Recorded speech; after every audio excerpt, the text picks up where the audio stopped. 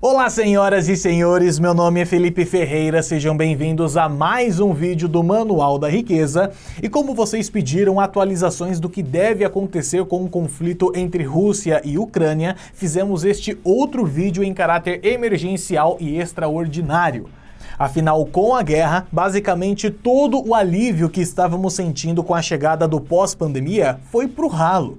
E eu digo isso porque estima-se que o crescimento econômico mundial que estava chegando será atrasado em 2 ou 3 anos. Isso acontece porque a Rússia e a Ucrânia respondem juntas por 28% da produção mundial de trigo e 20% da de milho, e só a Rússia detém 13% do mercado mundial de fertilizantes e 12% do de petróleo.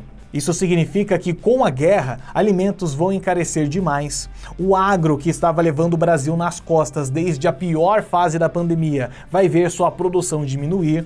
O frete e os combustíveis vão aumentar muito de preço.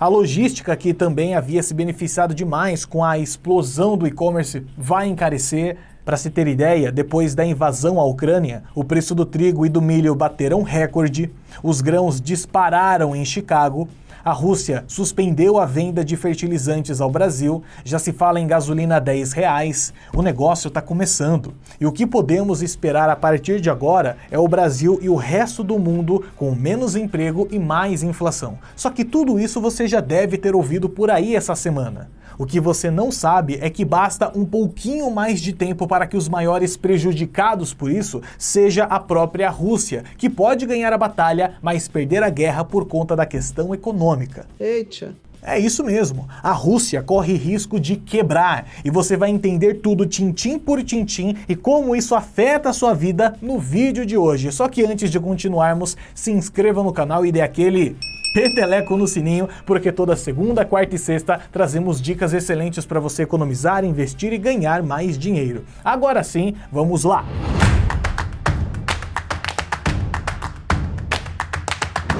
Bom, turma, qual que era o plano do Putin? Eu vou invadir a Ucrânia rapidão, tomar o território, utilizar a saída para o mar para fazer negócios com o mundo com muito mais facilidade, e enquanto isso, vou ali tocando baile com a China, que vai suprir minhas necessidades econômicas enquanto o Ocidente tá de mal de mim. E diga-se de passagem, o Putin se preparou bem para isso, porque ele montou uma reserva trilionária de ouro e dólar que seriam capazes de sustentar toda a Rússia por 1 ou 2 anos, porque imaginava que os Estados Unidos e a Europa aplicariam algumas sanções econômicas contra a Rússia. A princípio, ele estava certo, só que as coisas começaram a extrapolar seus planos porque o cara acertou quando projetou que o Joe Biden e o novo primeiro-ministro da Alemanha não teriam um culhão para revidar militarmente. Só que eles aplicaram sanções econômicas tão fortes contra a Rússia que o estrago pode ser ainda maior do que um conflito militar. Afinal, grande parte das reservas que o Putin fez, em especial atreladas ao dólar, não podem mais ser acessadas porque elas estão distribuídas em vários países. Ou seja, não adiantou de muita coisa guardar tanto dinheiro. E outra, os Estados Unidos e a Europa estão dando a entender que vão ficar um bom tempo brigados com a Rússia. E se as sanções econômicas durarem 5, 10, 20 anos, cara, vai chegar uma hora que a Rússia não vai aguentar. O dinheiro vai acabar e o Putin vai ter que escolher entre o colapso econômico do próprio país ou baixar as calças para o Ocidente em um ato de completa humilhação e pedido de desculpas.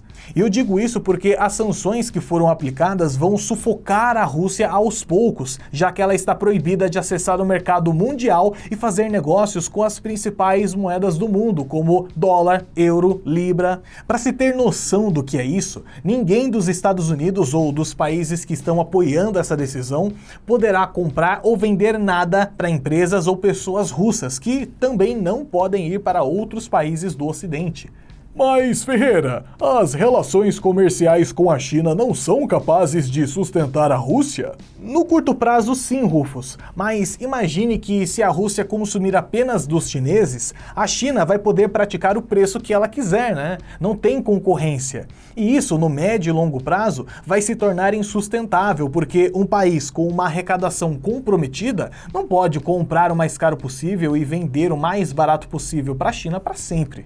Fora que, se a China ajudar demais a Rússia, ela pode sofrer sanções econômicas secundárias de outros países. E é óbvio que a China vai preferir fazer negócios com o resto do mundo ao invés de se fechar num bloco pequeno com a Rússia. Mas o Putin não tem poder de negociação com a Europa? Afinal, uma das únicas exceções das sanções foi a Rússia continuar como o principal fornecedor de gás para a Europa. É uma faca de dois gumes, né? O Putin até pode ameaçar cortar o gás que a Rússia fornece para a Alemanha e para a Itália, já que metade da energia desses países depende dos russos, só que dessa forma ele vai derrubar demais a própria arrecadação, né? Tem um pouco de sentido no que você está falando. Ontem, turma, eu recebi no Instagram algumas dúvidas de pessoas perguntando se é uma boa investir na Rússia, já que temos aqui no Brasil um ETF que expõe o investidor a várias empresas russas que caíram bastante, né? O Bero 39. E assim, eu não dou recomendações de investimentos, vocês sabem, mas eu acho uma péssima ideia fazer isso agora, porque comprar bons ativos na baixa é completamente diferente de comprar qualquer coisa na baixa. Pense que a Rússia tem a economia sustentada principalmente pelo comércio internacional e pelas commodities que são negociadas em dólar. Se ela não pode mais utilizar a moeda americana, as possibilidades de negócios dela ficam limitadíssimas. Fora que os cidadãos russos perderam acesso a crédito no exterior e os bancos da Rússia foram praticamente excluídos do sistema financeiro mundial. Ou seja, as instituições financeiras de lá não podem mais efetuar pagamentos ou permitir transações que beneficiam cidadãos russos. Eu sei que o maior investidor do mundo, Warren Buffett, diz pra gente ser ganancioso quando todos são medrosos e medrosos quando todos são gananciosos. Mas se a gente pegar como exemplo as ações da Sberbank, o maior banco da Rússia, bicho, elas desabaram 90%. Para uma empresa dessa voltar ao mesmo patamar de antes da crise, a ação precisa valorizar 900%. E olha que a bolsa deles, desde o estouro da guerra, não abriu ainda não, hein? É claro, tá todo mundo querendo tirar o dinheiro do país. Toda essa situação econômica, galera, fez o rublo, que é a moeda russa, desvalorizar pelo menos 30%. Vocês têm noção do que é isso? O Banco Central Russo até elevou a taxa Selic deles de 9,5% ao ano, parecida com a nossa agora, para 20% para tentar conter a queda. Só que, óbvio, não adiantou, né? Essa já é a maior desvalorização da história do rublo. E, para completar, a Rússia ainda proibiu os cidadãos do próprio país de enviarem dinheiro para contas no exterior, obrigando o povo a utilizar a porcaria do rublo. Imagine só como não estão os ultras bilionários russos agora. Além dos caras estarem com a maior parte dos seus bens bloqueados, o que lhes restou está derretendo porque tá tudo atrelado a uma moeda que já perdeu 30% do valor, poxa. É óbvio que tudo isso foi uma grande estratégia do Ocidente de fazer esses bilionários pressionarem o Putin, né, já que eles têm um bom relacionamento.